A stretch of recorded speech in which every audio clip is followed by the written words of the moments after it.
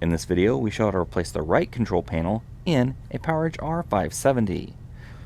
Before working inside your system, read through and follow the safety guidelines to protect your system from potential damage and ensure your personal safety.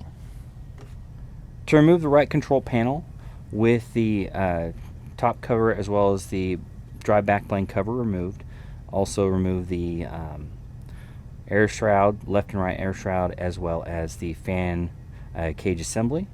Then remove the sidewall bracket. Disconnect the data cable from the system board. Remove the 5 screws securing the cable cover in place.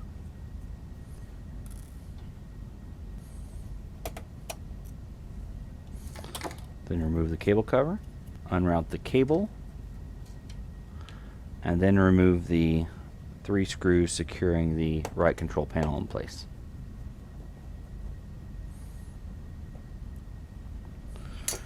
With the screws removed, slide the right control panel out of the system. To install the right control panel, align it with the system and slide it in. Then replace the 3 screws to secure it in place.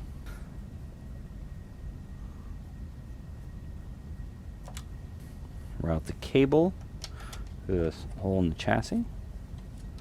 Then replace the cable cover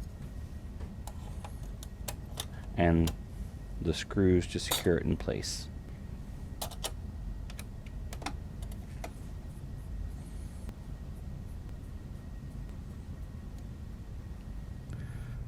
Reconnect the data cable